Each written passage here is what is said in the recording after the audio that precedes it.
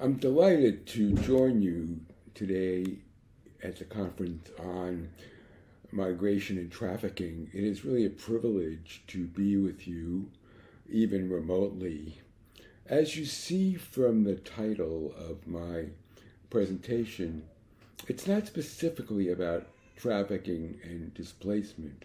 I focus my work on violence against healthcare and war. What is driving it? What can prevent it?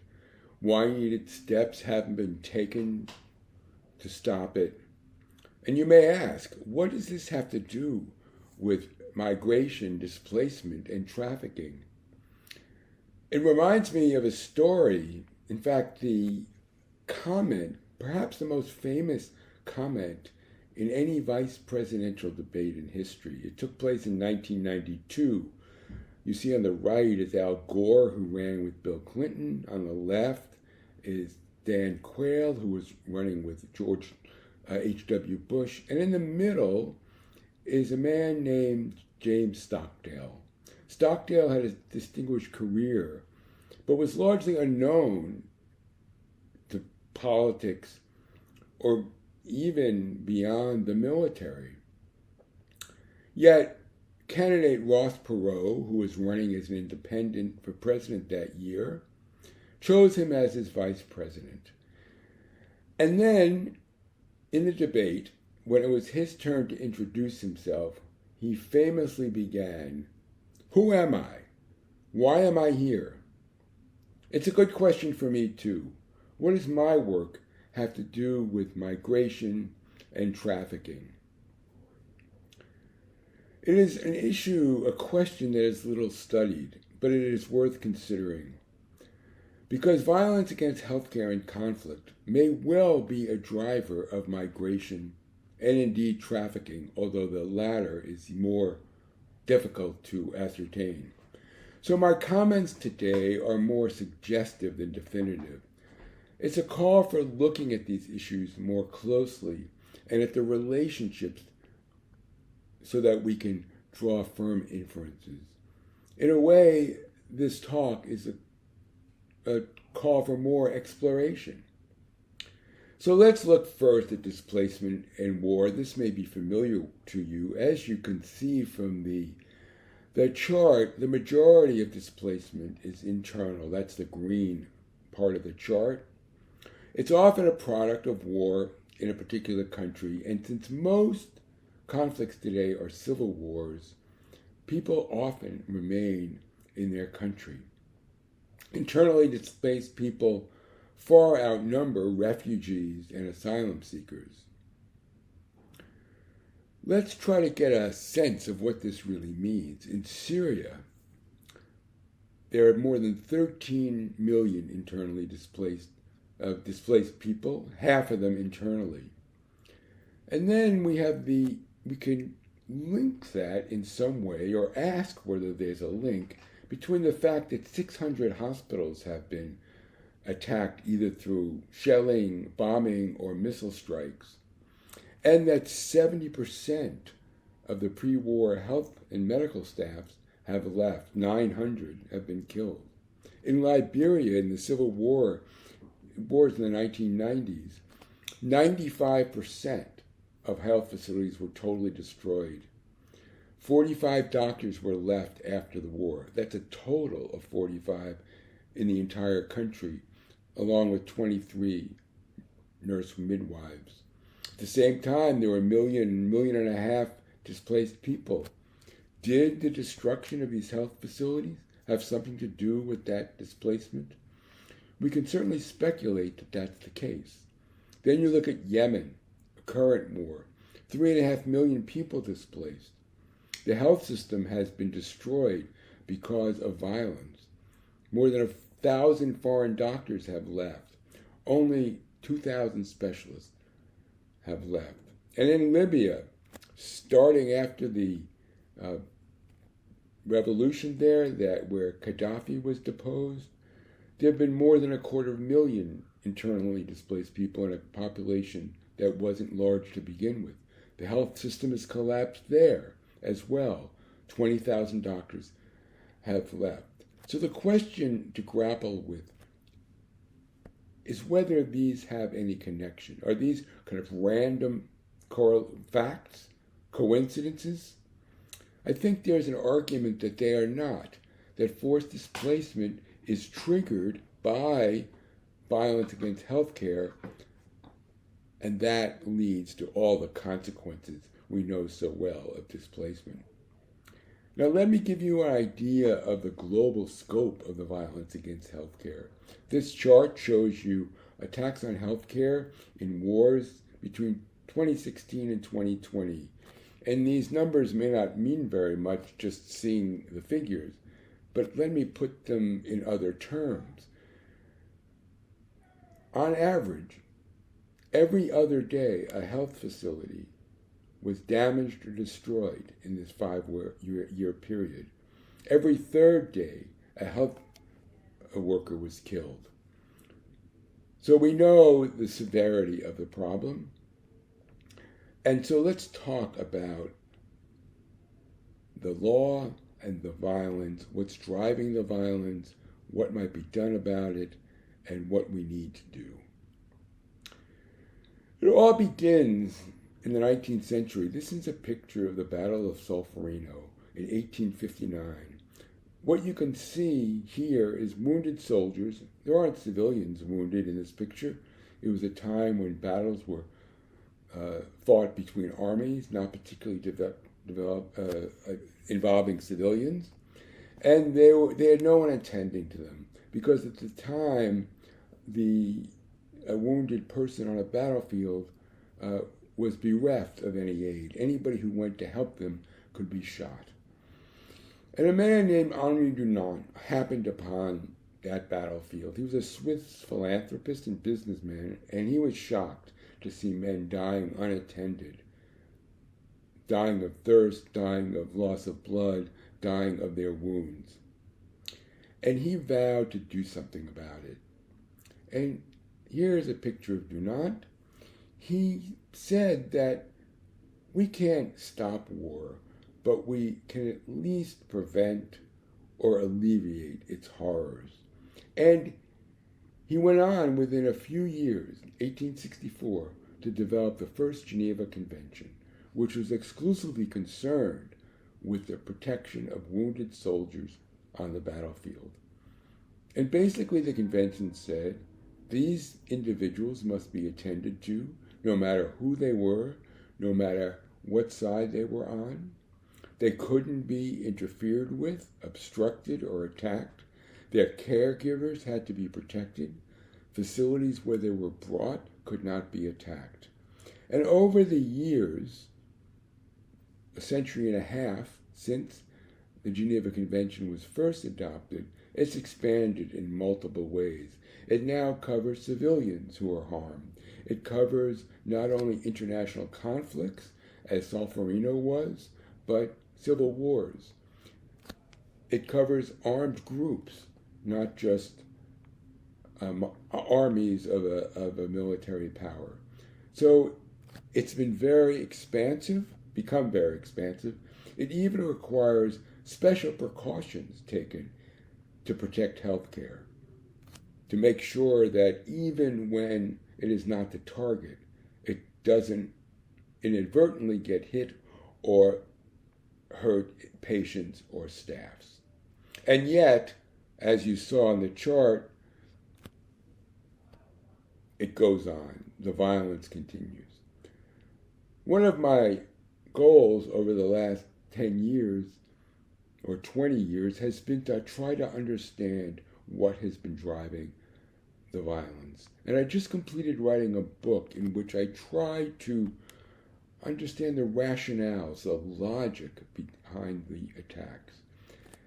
And I came up with 5 rationales. One is the specific goal of denying cares to enemies. The Geneva Convention has always said you must care for your enemy just as you would for your comrades, and make your decisions on care based on medical criteria alone. But that has not been well accepted in the field. It's embraced by government, but in practice, it's often violated. Sometimes attacks on healthcare are a strategy of war. that it's a deliberate way of displacing populations and of accomplishing other military goals. Sometimes there's tactical interference in the moment. Sometimes it's a matter that combatants don't comply with the rules of war designed to protect civilians from harm, such as by not distinguishing between civilian and military objects. And sometimes the violence is an expression of hostility to governance. I won't talk about the last one, but this is the scheme that I have developed, and I think I'd like to illustrate some of these problems. Here you have a picture of a doctor named Hassan Bayev, a Chechen surgeon. He's operating on a Chechen rebel leader by the name of Basayev, who was injured by a landmine. The Russian army was seeking this man because he was such a leader. He was known as a terrorist. And here is Dr. Bayev thinking he needed to be impartial, as all physicians should be, treating people irrespective of their affiliations or even their acts. He amputated Basayev's leg and saved his life. As a result, the Russians were after him. He was called a bandit doctor. Meanwhile, he had treated Russian soldiers, and at one point, rebels came into his hospital and threatened to shoot him. He eventually escaped from Chechnya and gained asylum in the United States. But his case is repeated over and over and over again, that doctors doing their ethical duty are targeted because they treat enemies. Sometimes this happens on an enormous scale. This is a picture from Myanmar. A war took place and is still simmering in eastern Myanmar. This is not the same as the assault on the Rohingya in another part of Myanmar. These are the eastern provinces, which are home of different ethnic groups that have sought autonomy. And there's been a war going on there for more than 50 years. The Burmese army, called the Tatmadaw, used a tactic of forced displacement of the population.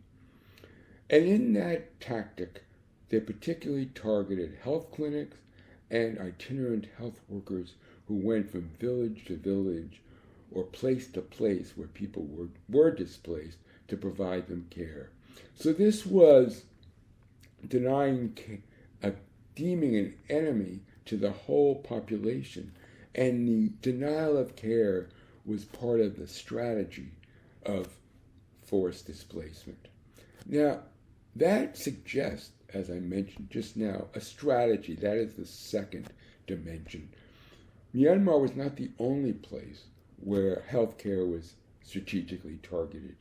In Syria, a war that has gone on for 10 years, as I mentioned, 600 hospitals have been attacked.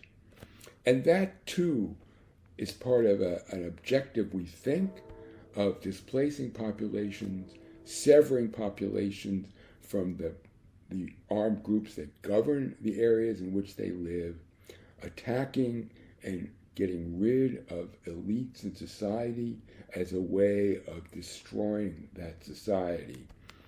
And you can actually see in this graph where the circles are that the highest number of attacks correspond with the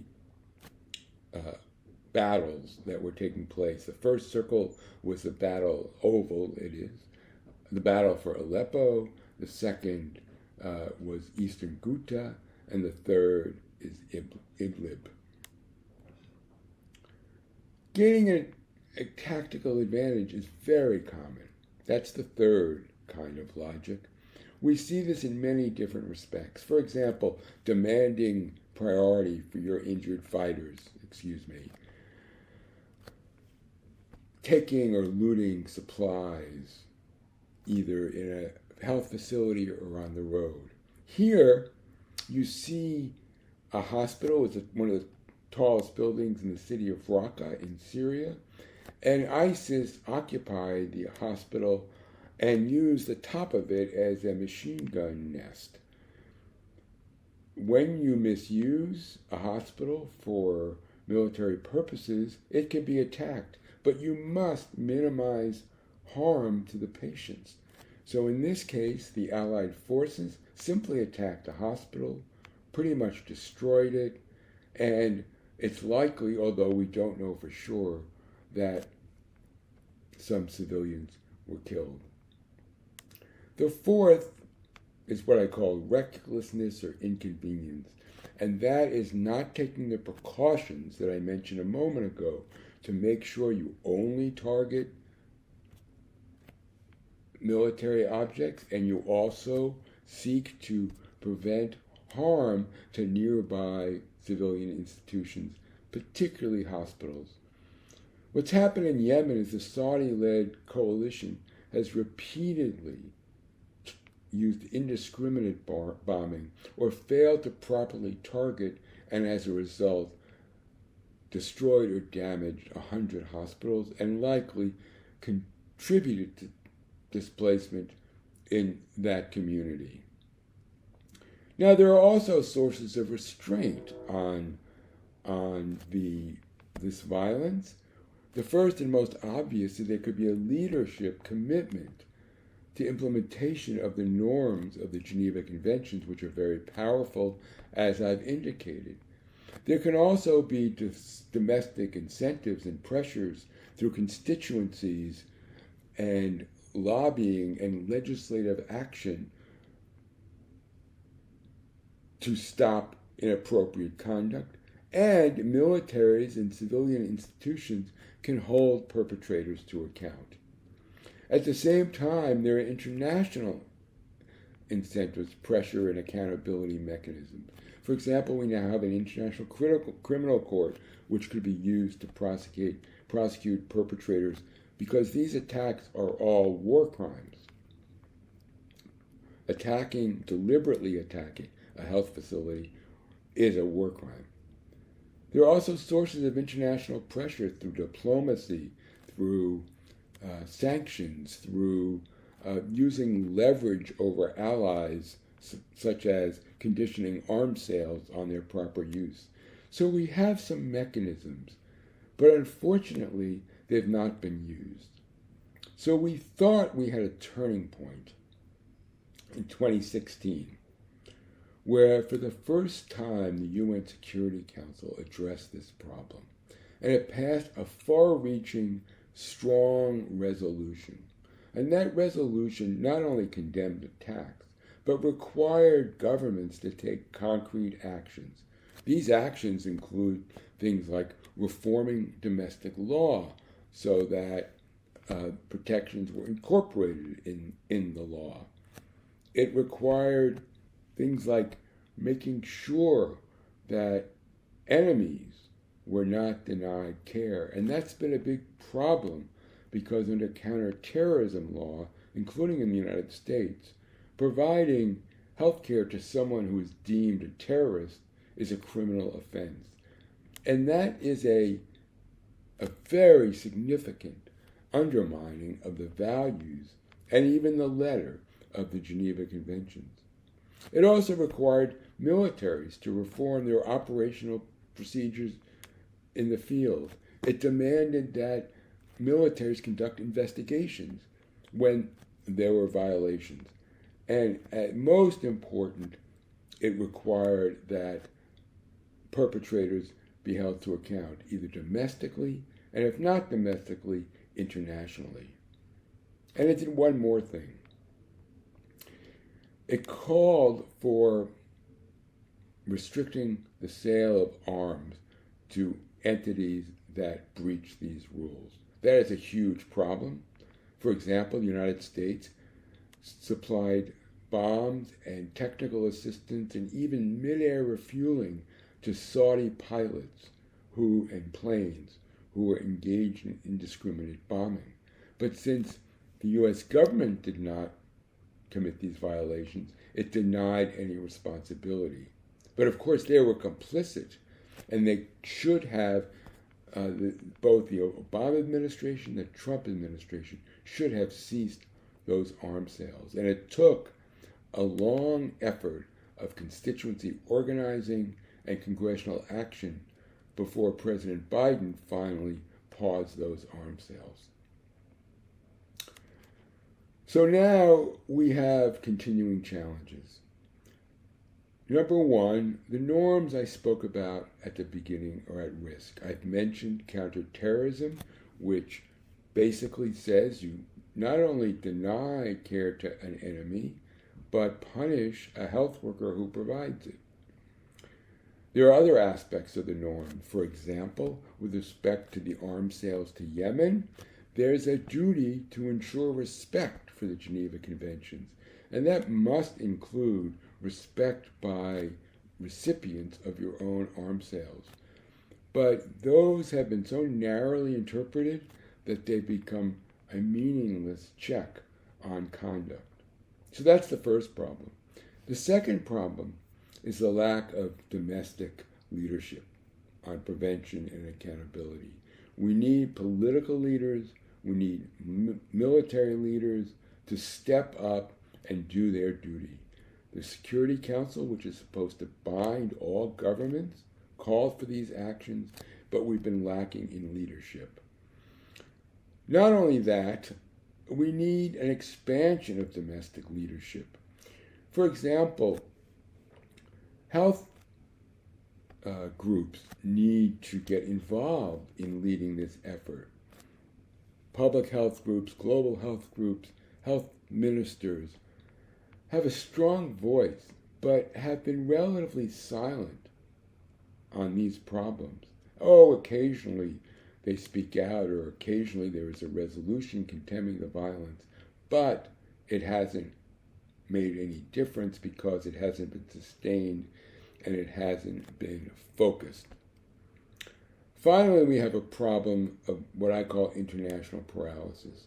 That is, we have institutions through the UN, we have the Security Council, we have other UN institutions which have all kinds of authority to put pressure on perpetrators of violence. For example, I mentioned before the International Criminal Court, but because most perpetrator states have not signed the agreement creating the International Criminal Court, it takes a Security Council resolution to begin a prosecution or refer for a potential prosecution. But those resolutions tend to be vetoed. Russia has vetoed referrals of Syria to the criminal court about a dozen times. We have paralysis because other political considerations tend to take precedence. A perfect example of this, again, is Yemen, where the idea of maintaining a good relationship with the Saudis led the Obama administration to continue arms sales, and of course Trump did that as well. So we've got countries with the ability to put some kind of brake on this problem and perhaps stop it, but it hasn't happened. So I explore all these issues in my book, and there is, if you'd like to read more, this is it. You can actually get a 20% discount if you order on the publisher's website, which is Columbia University Press. You use the code CUP20 if you'd like that discount. And then what we have to do, as I've said before, is get very rigorous and engage in sustained research about the relationship of this behavior and forced displacement. We know the medical staffs are forcibly displaced, of course, which decimates the health system and the health workforce. We also think it's a major contributor, among others, to population displacement. So I look to you to continue this work so that we get a better understanding of what leads to displacement and expand the constituency to stop the violence. Thank you very much.